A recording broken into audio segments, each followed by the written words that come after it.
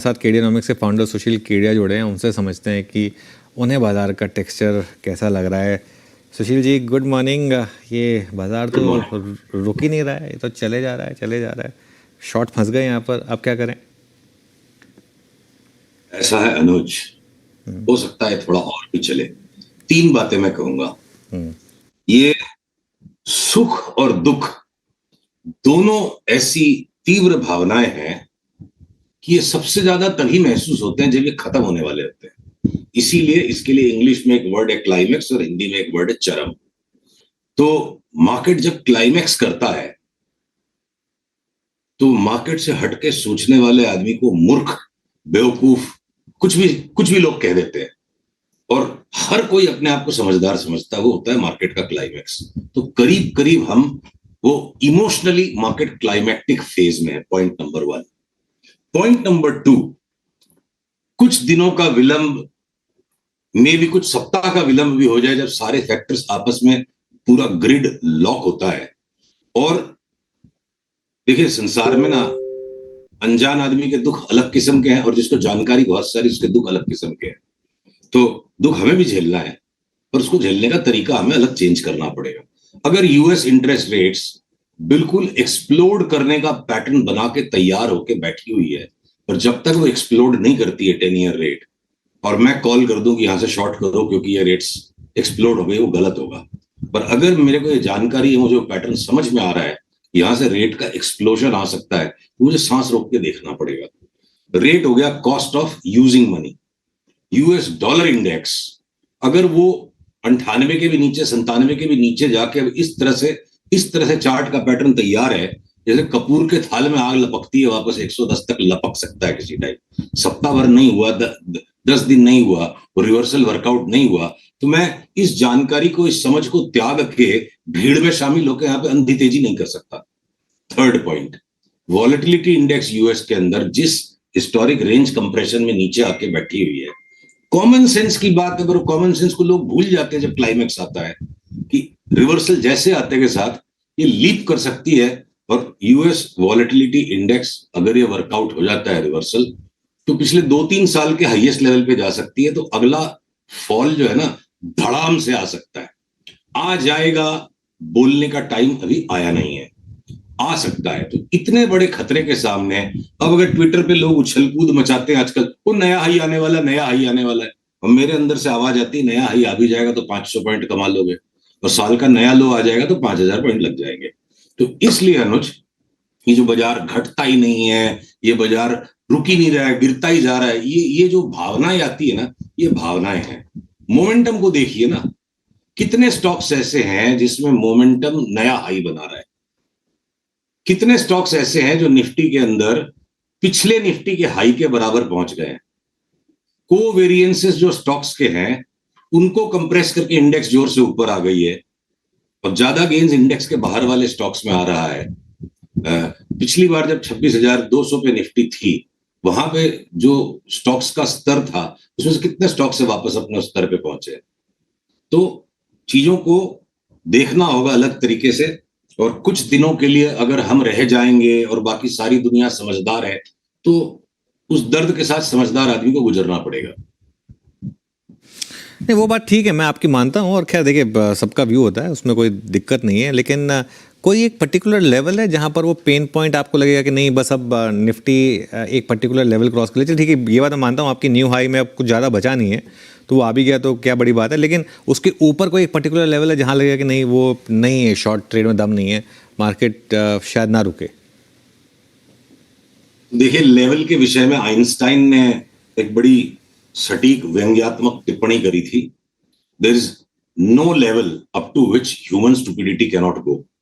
तो ये लेवल्स का अब्यूज हम कई बार बात कर चुके हैं लास्ट 1.5-2 महीने में। ये level based trading strongly trending market में काम करती है। पर अगर हम लार्जर टाइम फ्रेम को देखते हैं, साल भर के टाइम फ्रेम में देखते हैं, 26,000 से निफ्टी गई 21,000 तक, अब वापस 26,000 के करीब आ गई।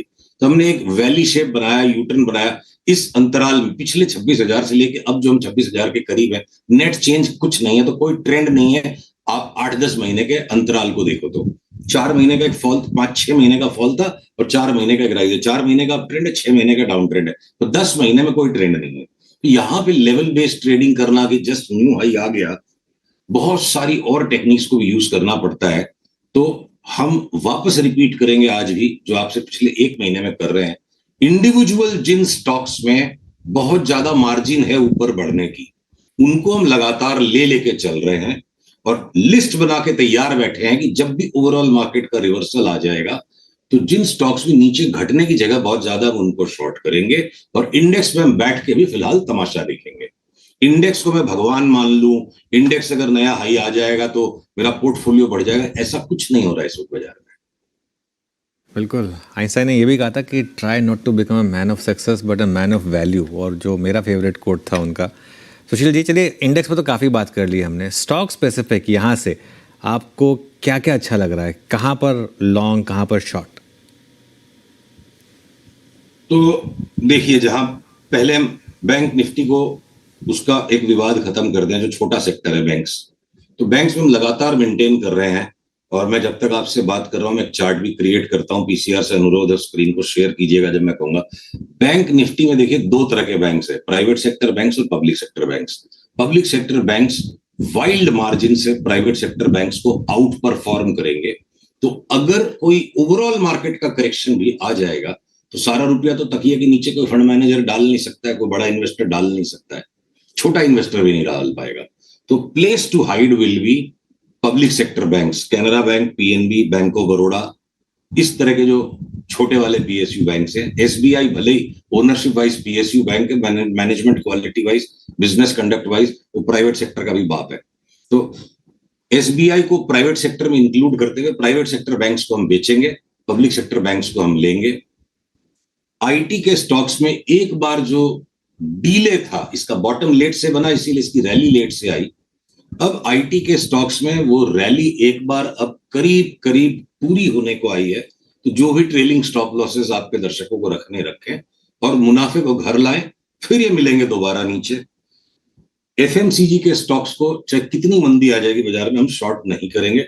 Eight most time to time take profit करेंगे और टाइम टू टाइम इनके अंदर में। तो एशियन पेंट्स, इतनी नेगेटिव स्टोरी चारों तरफ चल रही है, उस नेगेटिव स्टोरी के कारण ही ये भाव आया है और यहां से 50% ऊपर की चाल शुरू हो चुकी है, ऐसा हमारी चार्ट के अनुसार हमने मान्यता रखी है। तो उसको हम डिलीवरी ट्रेड में बाई करके रखेंगे। एशियन पेंट्स की चार्ट में जितनी नॉइज है, ट्रेडिंग करके कमाना मुश्किल है। Hindustan Lever, Asian Paints, Colgate, आपके पीआई इंडस्ट्रीज, मैरिको, ये टाटा कंज्यूमर, अब थोड़ा सा और बचा उसका माइनर करेक्शन। तो ये फियर के एटमॉस्फेयर में हमको लगता है पीएसयू बैंक्स के साथ साथ कंज्यूमर स्टॉक्स, एफएमसीजी स्टॉक्स भी सेफ्टी नेट हो जाएंगे। फिर आपकी कंज्यूमर ड्यूरेबल स्टॉक्स में भी हमें सेकंड या third best level of safety नजर आती है कि ओवरऑल कोई मार्केट फॉल आ गया तो इन स्टॉक्स में पैसे रखेंगे, तकिए में तो रख नहीं सकते। तो मेटल्स को बेच दो आप, एक बार के लिए महिंद्रा एंड महिंद्रा में थोड़ी जगह है, पर ओवरऑल ऑटोस को बेच दो। एक बार का करेक्शन 25-30% का रियल एस्टेट स्टॉक्स में भी आ सकता है, पर हालांकि अगली तेजी में मेरे को लगता है सबसे बड़े आउट परफॉर्मर्स वो होंगे। तो एफएमसीजी, कंज्यूमर ड्यूरेबल्स और आपके शॉर्ट नहीं करना आईटी को, घटेंगे तो वापस लेना है। ये 4-5, 3-4 डिफेंसिव सेक्टर्स को छोड़ के मोरलेस जब भी ओवरऑल मार्केट करेक्शन आएगा तो क्या बीपीसीएल, क्या एचपीसीएल, क्या रिलायंस और क्या टाटा स्टील और क्या हिंडाल्को, सब गिरेंगे। बिल्कुल।